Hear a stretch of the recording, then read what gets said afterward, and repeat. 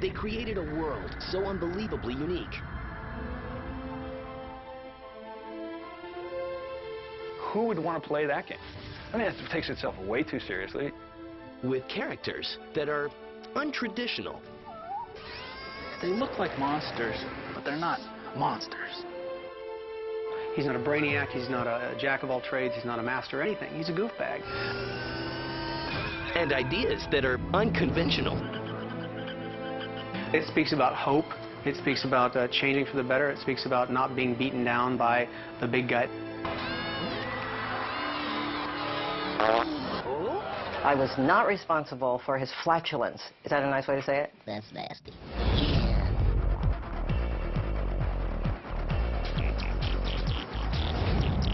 Oddworld, Abe's Odyssey was just the beginning for Oddworld. Their innovative ideas helped change the face of video games forever.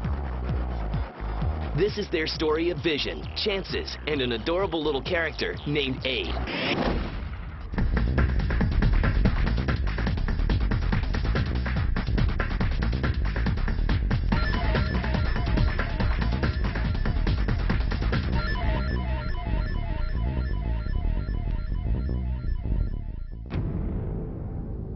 Years before Oddworld was created, the future co-founders were growing up in two very different worlds of their own. I was really lucky. I came from parents that had money, and I had the perfect childhood, and I went to USC, and it was a dream childhood. My first memory is sitting in the back of a police car and watching the lights bounce off the houses. My mother married an ex-Marine Teamster. You know, nothing against Teamsters, but I lived with them, so I have the right to say that. But what Lorne did have was a gift, and this gift meant everything. Art probably saved my life, because when I was in high school, I had just become a really bitter, negative, hostile person. Fate would then slowly begin merging these two lives together. While Sherry was working as an executive in computer animation, Lorne was earning his reputation as an accomplished art director. Then in 1991, while working at a special effects company, the businesswoman finally meets the artist. It was very clear that we were both really passionate about what we did. We both really wanted, to create high standards. I thought that for the first time in Hollywood, I was meeting someone that was really direct. Sherry would cut right to the chase. So she would just go, no, that sucks, that's good, that's awful. Beyond their similarities lies something that fascinates Sherry. I wouldn't even know how to describe it, except to say that he truly, truly is an artist. That's really who Lorne is. He's an artist. They officially partner up, spending the next few years creating computer animation rides. But along the way, Lorne picks up a new passion and shares his true vision with Sherry. And he said, what we really need to do is we need to build video games. And I thought he was kidding.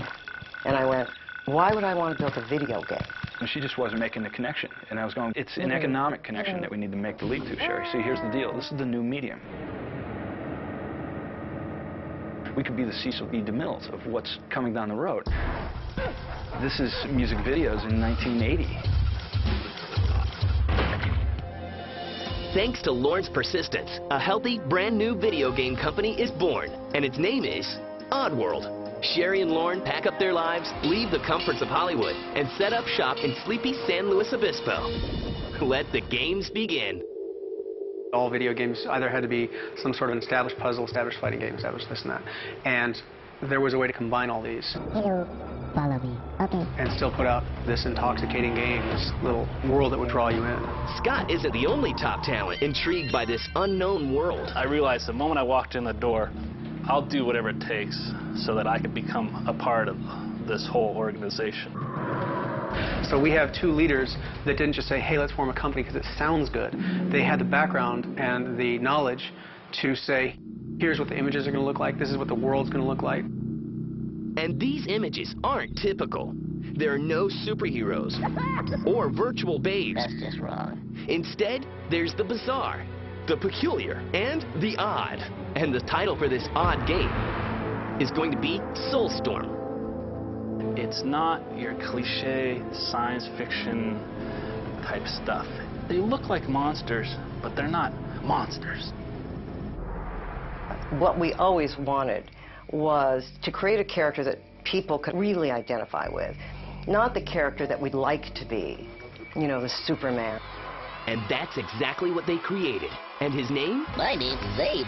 Yes, Abe. The lovable, goofy character with stitches mysteriously sewn on his mouth. Abe's responsible for leading us through the game while simultaneously trying to save his own kind. Tough gig. He's not a brainiac, he's not a jack of all trades, he's not a master anything. He's a goofbag. But he's indicative of a much greater world that's out there. So now that we know what he looks like, what does he sound like? Who better to ask than the man behind the voice, creator Lorne Lanning. His voice had to be sort of the chump, you know, the guy you'd go, piss off, man, you know. So he'd be like, well, why would we do that, you know? Now that we have our lead, let's get to the story.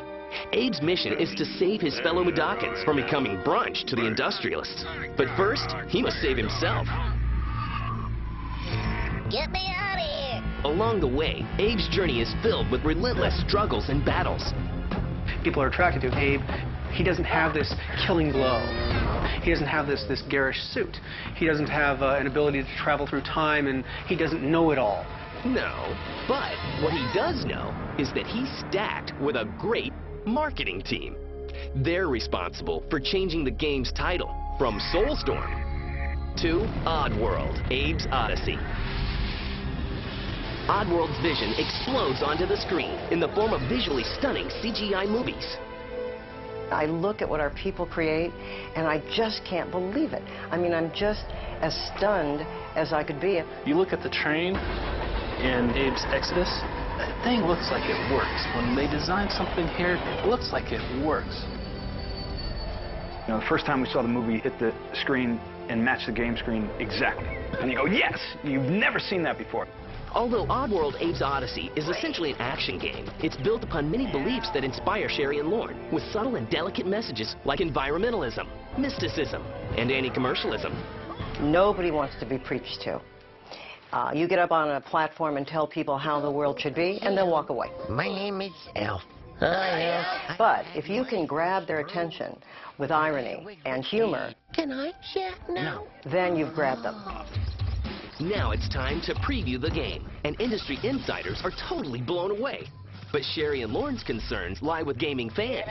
How will they react to this very odd game? Who would want to play that game? I mean, it takes itself way too seriously. It's far too